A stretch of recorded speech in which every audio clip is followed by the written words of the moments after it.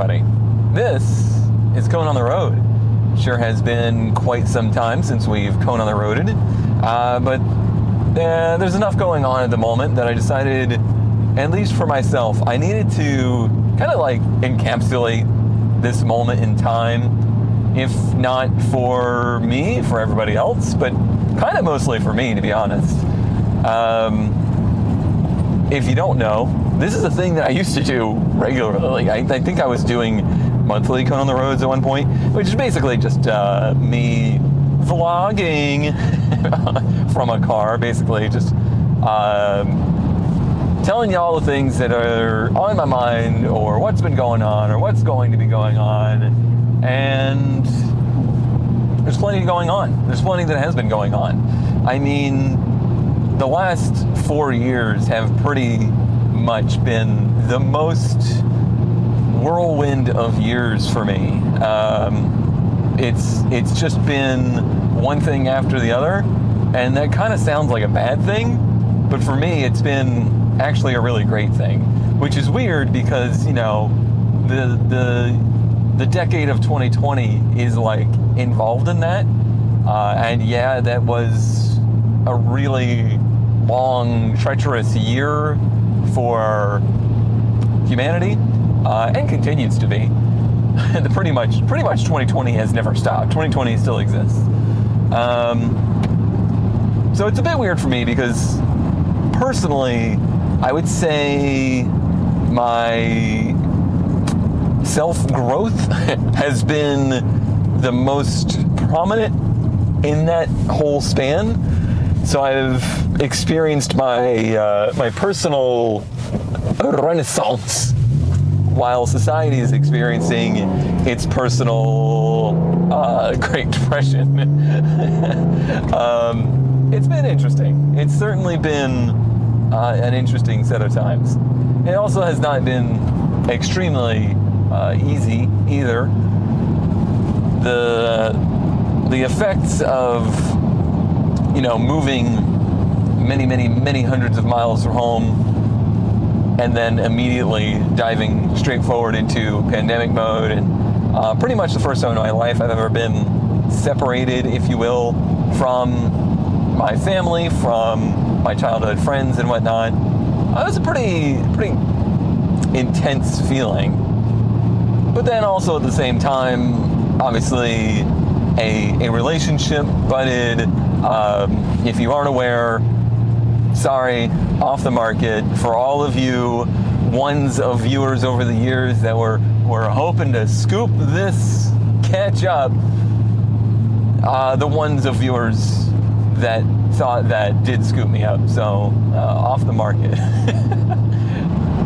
But no, for real, the relationship that I've developed with my wife, if you don't know, paint or paintbrush puke on the internet, is my wife. We have now been married since January of 21, which I think is oddly also the last time I did a Cone on the Road.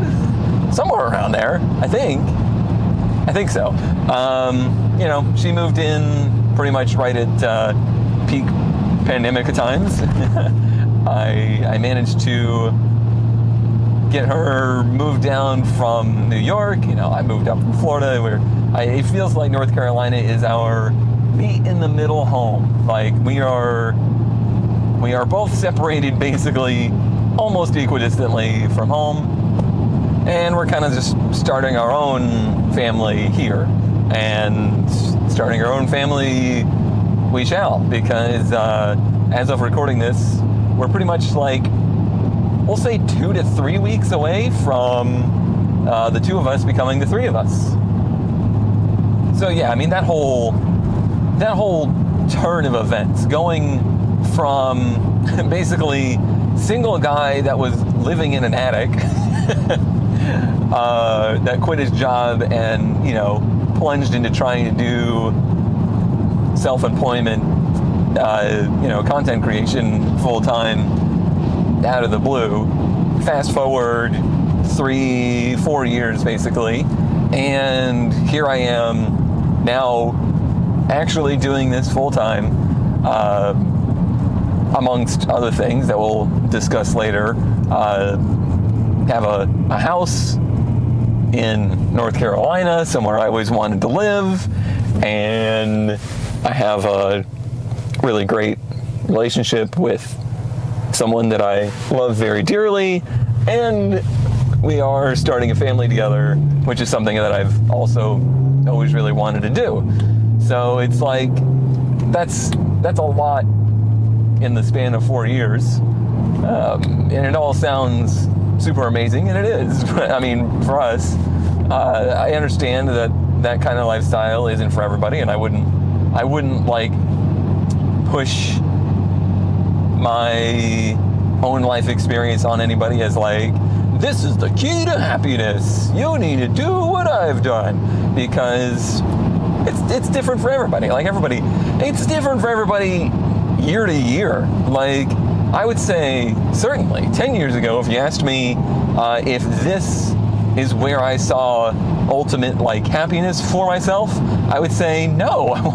I want 6 race cars, and I want to be, focusing and dedicating my life to, I don't know, probably at that point, I guess I was still pretty heavily into trying to get into graphic arts and graphic design. At that point, I didn't even know fully that this silly little video creating hobby thing that I did was something that I wanted to do for a living, nor that it would lead to other things.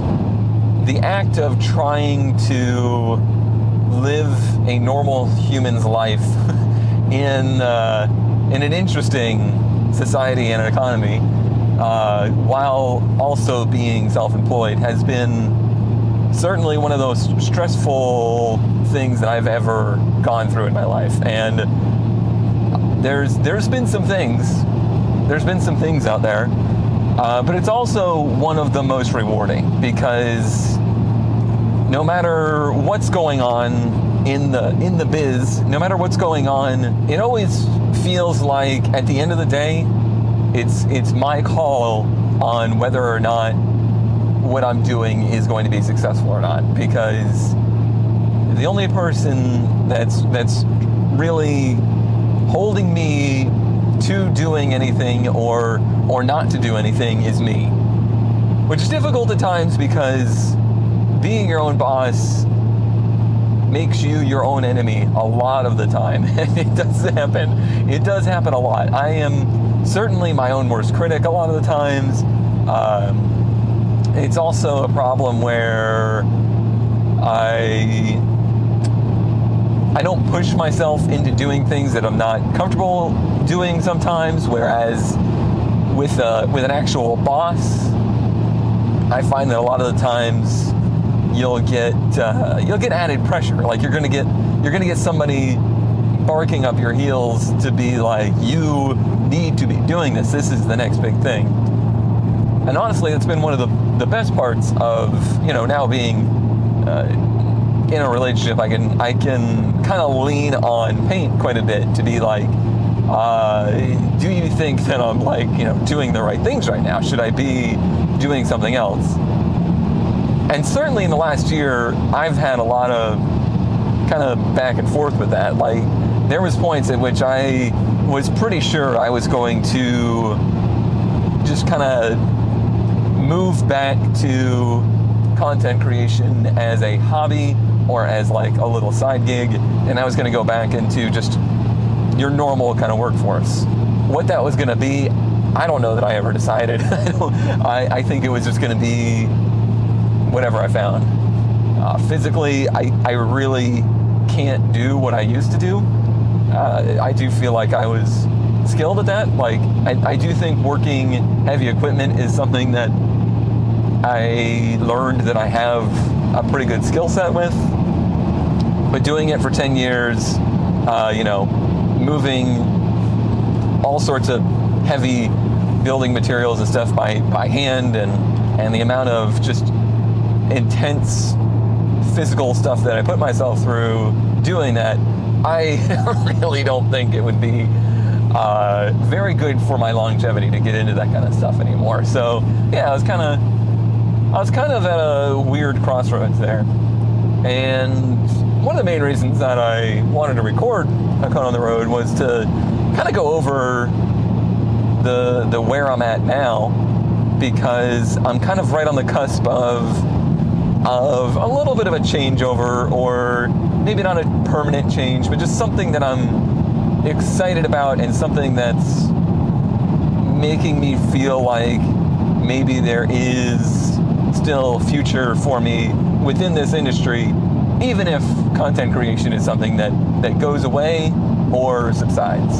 So as many of you know, I have been working with the game Automation, with the developers of Automation. I have been working with them in a way that I make content about their game, and I give feedback, and in turn they have supported me over the years through kind of boosting my content and giving me the chance to be part of things that are exciting within the games development. I got to be part of the Automation BeamNG crossover in a very big way, working with Daffy and Mitch on that project, working on the Automation test track for BeamNG.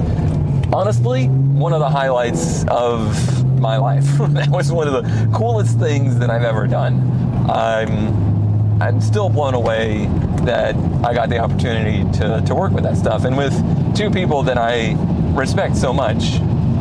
If you go back a few videos, Daffy was literally here now for the second time, and he autocrossed with me. Like, that's so cool. Like, these are people, like that's Daffy Fly. That's the guy that pretty much is the reason that I ever got any traction making videos or anything, and it just blows my mind. All of that blows my mind.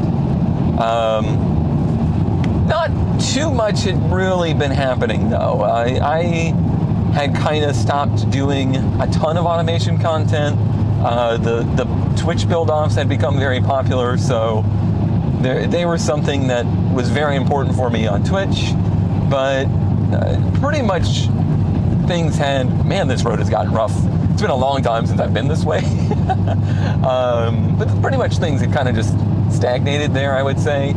I felt like I wasn't really as involved within that community as much as I used to be. And I fully admit that that's probably mostly my fault. I think I started to feel a little irrelevant to them and to the game and to the community, because I just kind of did things a little bit differently. Like I've always thought of content differently than most people, and as the game has gotten more mass appeal, I started to feel more and more of like an outsider to that kind of stuff. Which again, that's all in this stupid lump of cells in my brain.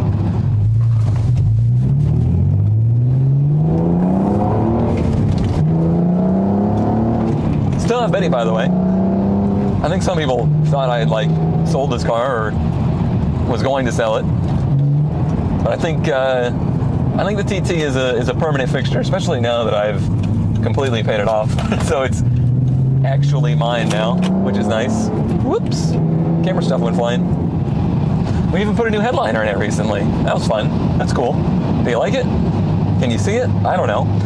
Anyway, so at the beginning of this year, or maybe 6 months or so ago, Camshaft Software, or Automation, the guys had brought on a new social media director, and I'm not gonna lie, that kind of really bummed me out, because that was something that I've always really wanted to do, but never, again, this is totally my fault, hi dog, I never expressed that was something that I was interested in, really.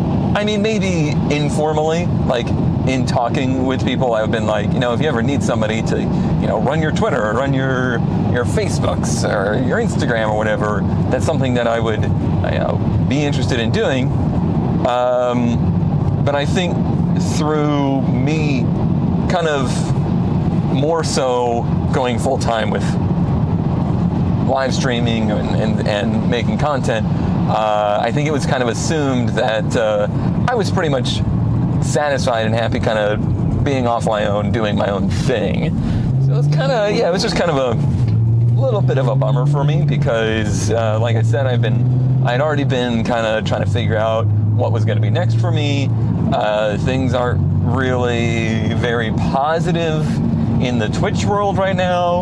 I'm not going to drag you too deep into that, but I feel like we're probably right on the cusp of a major shift in content creation again, and just like the kind of dark days of YouTube a few years ago that have continued on. I feel like the dark days of Twitch and live streaming and stuff and like that in general are fast approaching. Twitch is constantly making choices that seem like they are pretty much wanting to bail on the concept of individual content creators. I think the pressure of Amazon is making them do things that I think is going to force it to become more like network television. Like that's where they want to be. That's where they want to go. But anyway, with that in my mind, that's why I was kind of like, oh boy, that was a big missed opportunity for me. I really should have put more effort into making it known that that's something that I'd like to do. But another thing that I ended up doing was applying for a few video editing jobs, because in the last decade of doing this stuff, the thing that I discovered I really, really enjoy and probably am most passionate about is actual video production. It's the editing, it's even the filming. Like, I would love to even just be a camera operator or something like that. But a lot of those jobs, they're going to take you away from home all the time. And, I've known that we were going to be starting a family and really kind of like settling in for a while now. So I knew that wasn't something that at the moment was a viable thing to strive for. But I did actually apply for a few video editing jobs. But as somebody, I'm just a freelance dude that does things for the internet. Like, I've only ever really done my own content. I never even got as much as like an email back or anything. So I knew that I probably wasn't going to make any ground there, but it was something that I thought if I could just like get my toes in the door with it, I could maybe make it become something. I could start to build something out of it. And lo and behold, after getting to know Automation's new social media director, I think that's what he's called. I don't know. He's the socials guy. You know what I mean. Got to know Chris, Mr. Chips, that is working with them now. An opportunity presented itself where I could use my skills in video editing and production to help them with some of the stuff that they're trying to do, because they're really trying to pushing the competitions and tournaments and keeping the automation community very active in creating an automation. That seems to be their big push right now.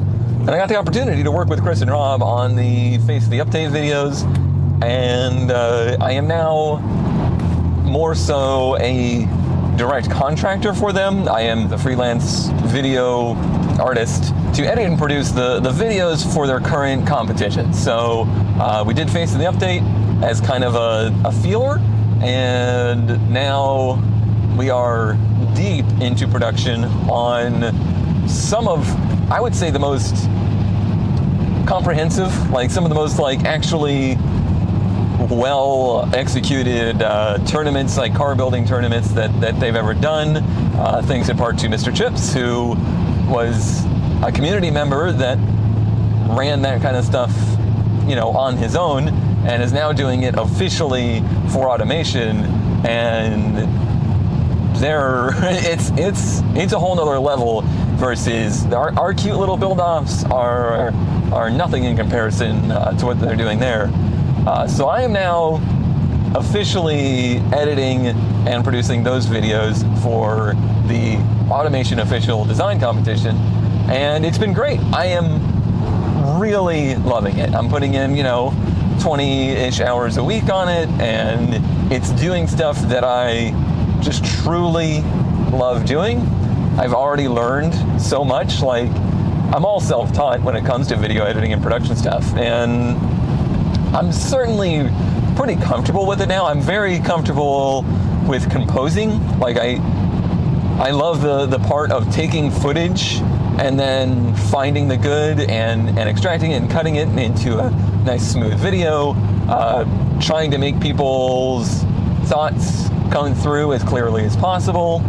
Most of the people involved aren't as experienced at speaking on camera or speaking in video as I am, but luckily I have 10 years experience of editing somebody that has no clue what they're doing, me, into a cohesive video. So those skills, I think shine through immediately. And then now I am just gaining skills as far as different techniques for doing the edits, different production techniques, building templates. I think that's probably one of the biggest things I've been learning, is how to effectively build things that make production quicker, so that you can get content out in a timely fashion, get things produced, and keep them really tight in schedule and tight in similarity of production. All of this stuff, I'm really enjoying it. And the best part of it is that they seem to appreciate the parts that I'm bringing into it. And I think the biggest thing for me is I don't want to be an additional burden. I want to be something for them that makes their job easier. I want to be something that makes their lives easier and can make it seem like it's valuable, having me around, basically. Whether or not that continues or not is a complete unknown. It's not a thing where it's like a surefire bet. I'm certainly not like an official employee or anything. But at this time, at this moment, that is a role that I have picked up. I mean, that's a role that I'll at least be part of, I would say, through the end of the year, because of the size and scope of the current project. I've always wanted to work with them more officially after the exporter and the automation test track stuff, because that was so much fun. I really enjoyed that process, and I'm also getting to get a little bit of experience under my belt as far as actual video editing and production goes. So maybe in the future, if I do apply for more jobs of this type, then I'll at least have something, to put on a resume. It's given me a lot more confidence that there's somewhere for me to go in the future, because as time has gone on, as I've been doing, content creation, basically as I've been streaming full time, the thought has always been in the back of my head of like, this is great, I love this, but what am I gonna do when this dries up? Because it's not if, it's when. Like, this kind of industry is never a constant. There's always the next thing. There's always going to be a change or a shift in what's going on. And there's no guarantee that I'm going to be on that wave. These things happen in waves. Like, the big YouTube wave crested and crashed, and if you didn't properly ride that wave over to Twitch and live streaming, then you were way down at the bottom of the ocean again. You had to try and swim your way all the way back up, and that's next to impossible. This is gonna be a long con on the road. It's good, because it's like a yearly thing now, not a monthly thing. So it's actually a bi-yearly thing. I don't know. I'm gonna go to the grocery store, and maybe while I'm at the grocery store, I'll put together all the other thoughts that I wanted to get across in this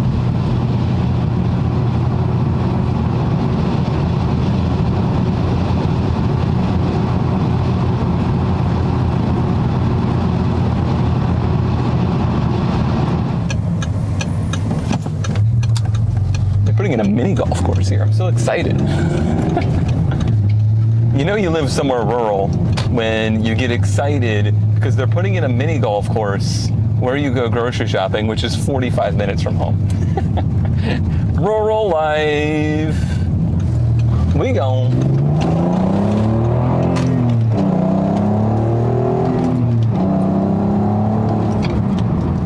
Alrighty, so how about fun?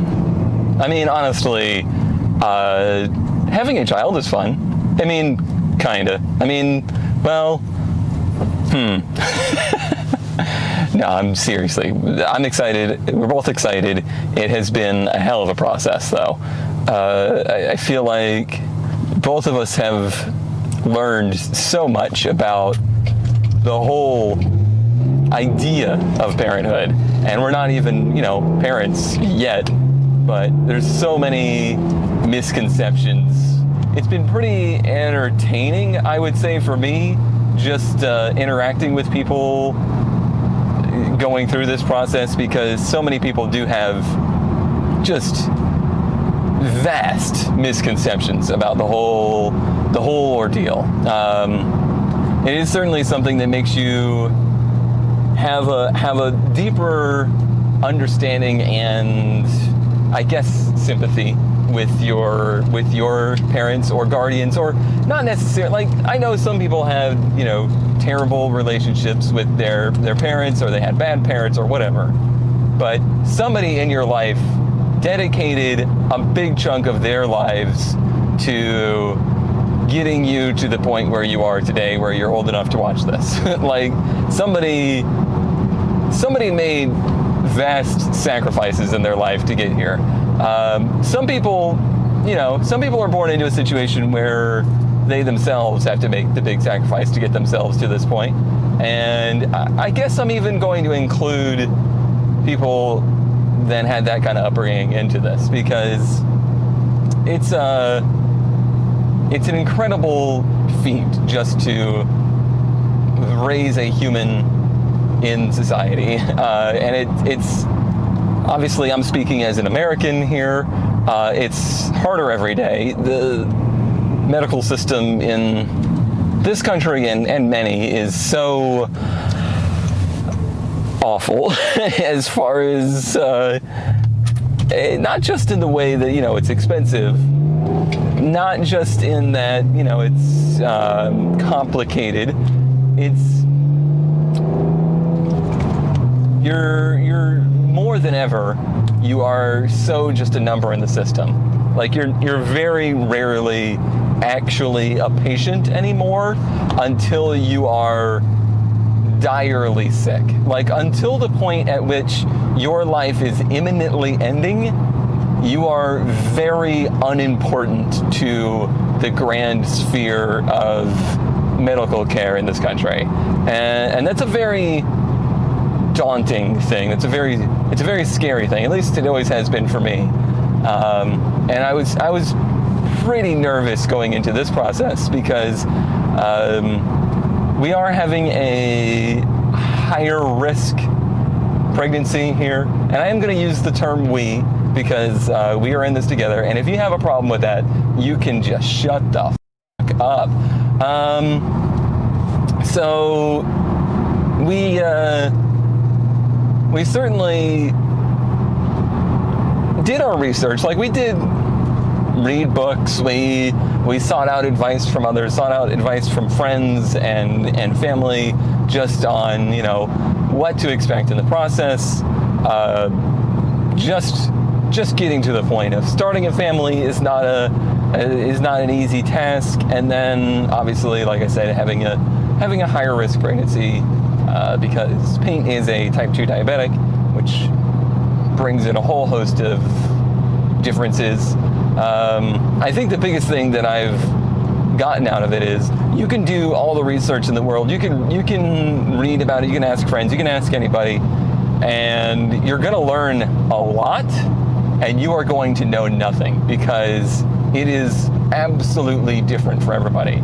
So even if you're somebody that has had kids, don't just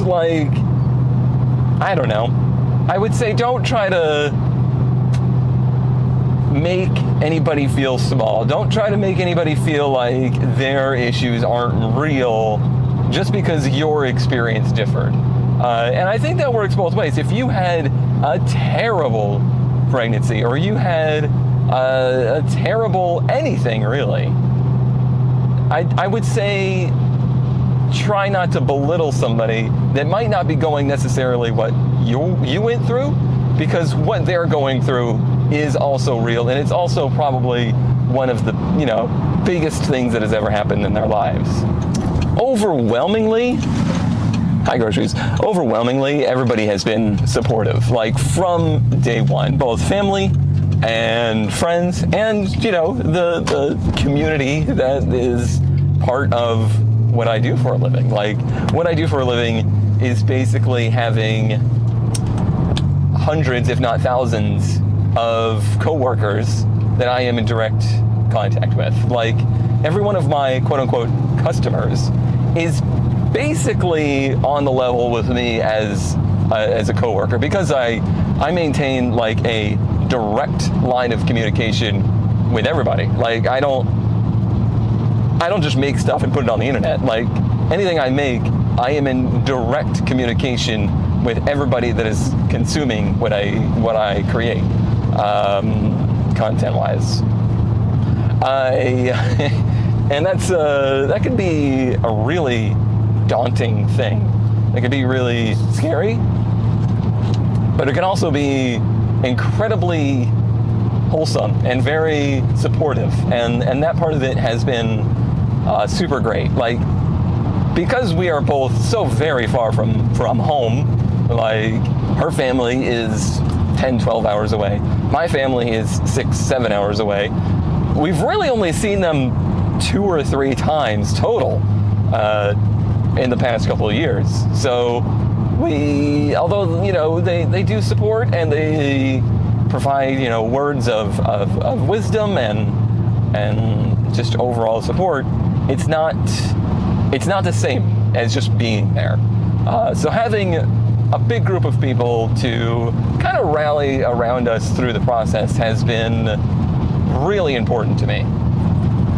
If I didn't already absolutely love what I do for a living, this process has made it even stronger, which I think is partially what makes the idea, the concept that this stuff is probably on the downward trajectory. It's not any longer something that I feel like is going to grow exponentially from here. It's probably going to stay the same or trend downward from here.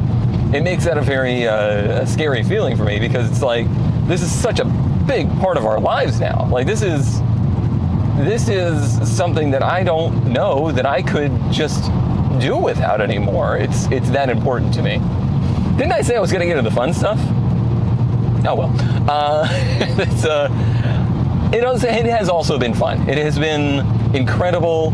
Thanks to what I do for a living, I have been able to be at almost every single appointment that Paint has had. I have gotten to see our child grow from a tiny little bean to now a full-size human that is desperately looking for a bigger condo.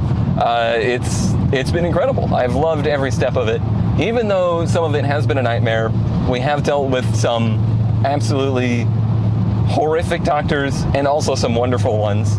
And there's been ups and there's been downs. Overall, I would say the whole experience has been not just eye-opening to me, but it has also been very exciting and just overall a positive. Like, it's made me appreciate life so much more, which is maybe not something that everybody is going to take away from this kind of experience, but it's what I've taken away from it. It's made me appreciate what it's taken for me to get to this point, and how much other people have sacrificed. My parents, my friends, my family, how much they sacrificed themselves just to get me to this point. And I guess for some people, that word might feel bad, like it's a negative thing, like, ooh, having to sacrifice to, support a child. That sounds gross. But it's probably one of the most rewarding feelings that I've ever experienced. It's a truly special thing to have that kind of connection with a human being that I don't think you can replicate. I don't think that everybody should go out there and just have kids, improve your life, yeah, yay, kids. It's something that people make a personal decision to do, and if they feel it's right for them, then I think it's a super healthy thing to do.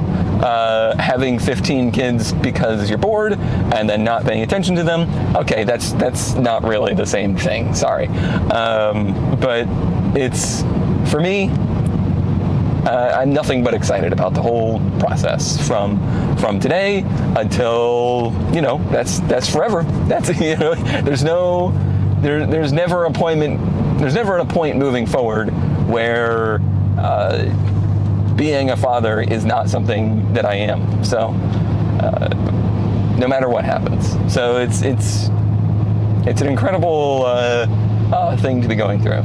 Some people have asked how I feel about the fact that, the last 10 years of my life have basically been documented, and how do I feel about the fact that they are eventually going to probably have a chance to see this stuff. And I think if you asked me in the beginning about that question, I would be like, oh, that's terrible. I hate that.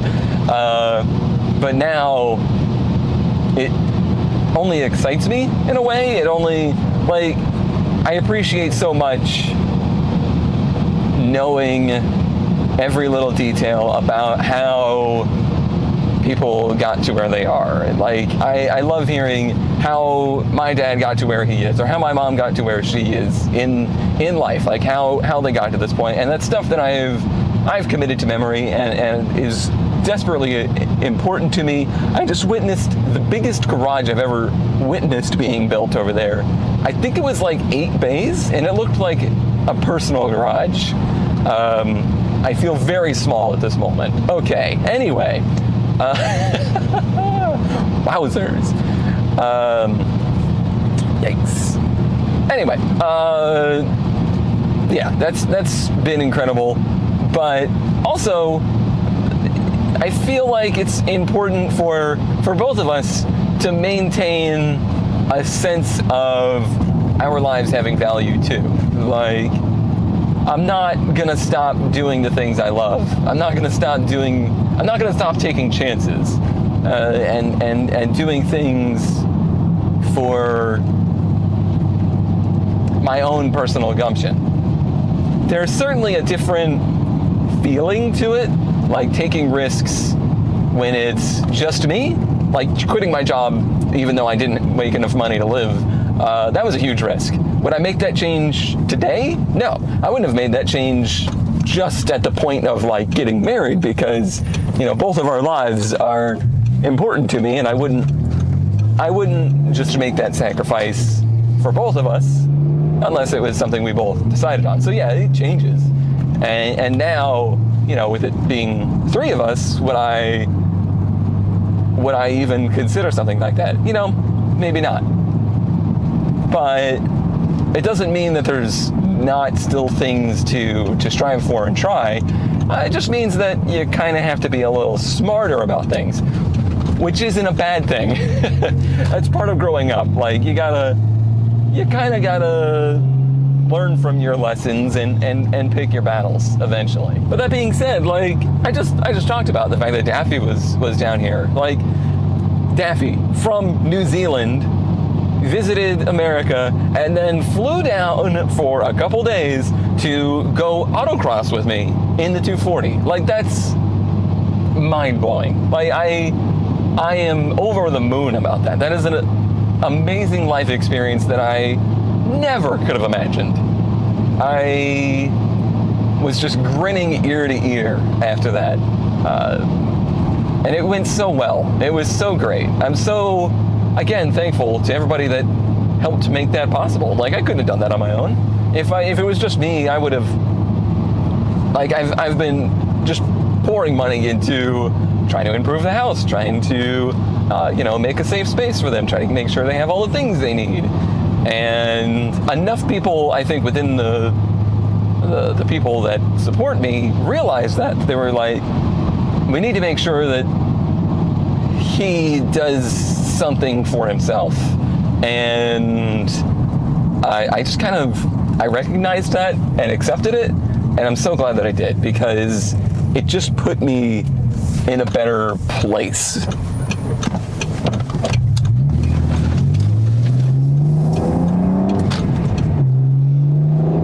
I didn't buy anything fragile, did I? I don't think so.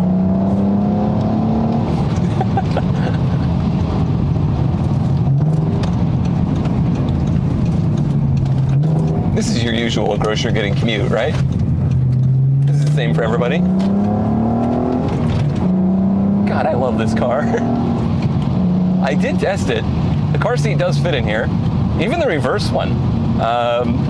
I don't think a passenger could ever fit with the car seat in here. Maybe the booster one, like maybe when she gets to be like 4 years old and can sit in like a regular booster, then I think the three of us could probably ride in it. But the reverse one does fit, and I will make it happen. It will happen. I'm excited about that. She's gonna be the coolest kid going to kindergarten. But yeah, on the subject of like all the different car things, as I've moved away from really, I hate to say it, but I pretty much gave up on the dream of automotive content being something that takes off for me or I make a living out of or whatever. It's not gonna happen. Whatever. I still enjoy working on stuff. I still enjoy working in the shop. It's one of the things that just makes me happiest. So we haven't done nearly as much stuff this year, but getting the 240 going again has certainly, I feel like, gotten the fire lit within me again to just keep improving on stuff. Now that I don't feel as obligated to focus on big projects that make good content. I just want to do the stuff that I want to do. I want to do all the little things. I want to get the truck looking right and looking nice. Me and ZK want to like completely redo the electrical system on the truck. That's something that I think we're gonna probably take on next year at some point, hopefully. I want to get the 240 even better than it is.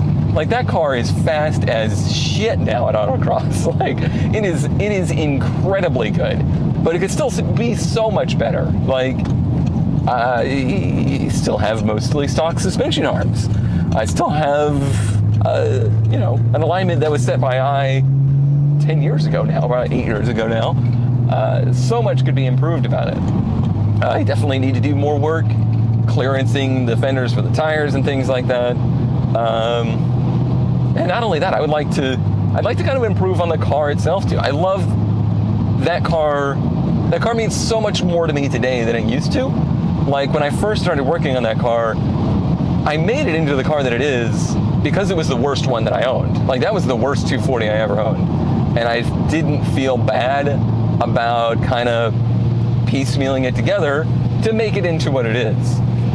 But now the 240, the S13, just those cars in general, even that era of car means so much to me now that I have so much more feelings towards that car that I kind of just want to treat it better, I guess. I want to make it nicer.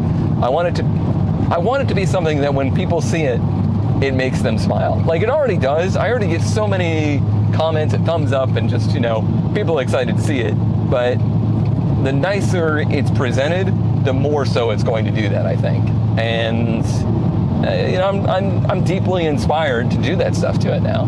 And then there's this car too. Like, I've had this car for over 5 years now, apparently, and I still love it. I still love it as much as the day I bought it. It certainly had some things kind of fall into disrepair. Obviously, the headliner came apart. I've still got an issue with the windshield that I need to get fixed. It could use some general maintenance, like brakes. It needs a Haldex service and things like that. Like, there's things that it needs, but I just love it as it is. Like, I never want to crazy modify this or anything. I just want to keep it nice and keep it something that I can go cruising in, or we can go cruising in now. And I think even paint has really kind of come to the point where she loves the car too, because, you know, our relationship kind of dawned in an era where this was my only car, and our first date, if you will, was a 1,000-mile trip to PAX in this car. And I kind of hinted at selling it for a bit there because we needed the money. Like, things were getting tight, and I don't really need this car. So it's something that came up, and she really seemed to encourage me to not do that. And that was enough for me to be like, no, that car is, I think, too special to just let go. And it is a special car.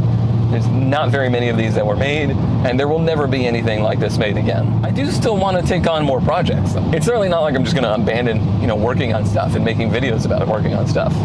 I think one of my biggest content goals for next year is to actually take on a new project. I want to do something kind of like at a left field. Like, I've always worked on the Japanese stuff, and then obviously I went left field and worked on the Ram truck.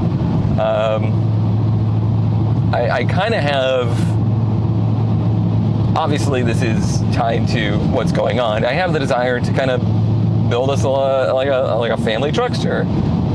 Find something that's fun to drive, modified, and fits the whole family. That's something that's on my agenda list, because we're in a narrow window of time where that's going to be something we can do.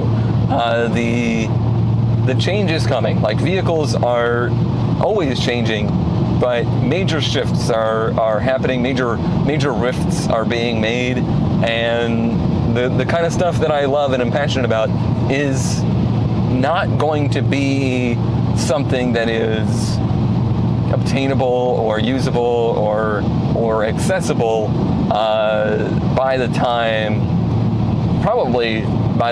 that you know, our child is old enough to recognize that kind of thing. So it's something that I want to do. It's something I want to form those kind of like early core memories of the family car being something that's memorable in years to come, because that's always been something that's important to me.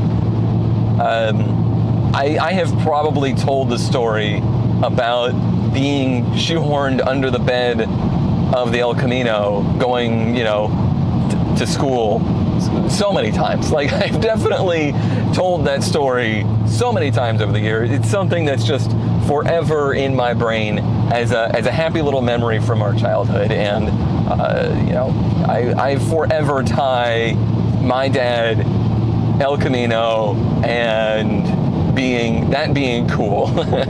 And those are the kind of cool car memories that I want to build into the future. And, you know, we've got a pretty cool fleet. Like, we have the Ram truck, we have the 240. It's going to be a long time before she's ever setting foot in the 240. But we have this. But I don't know. I have this brain itch that might need to get scratched towards building us a cool family truckster. Certainly not inspired by ZK's, you know, Roadmaster. No, definitely no inspiration there.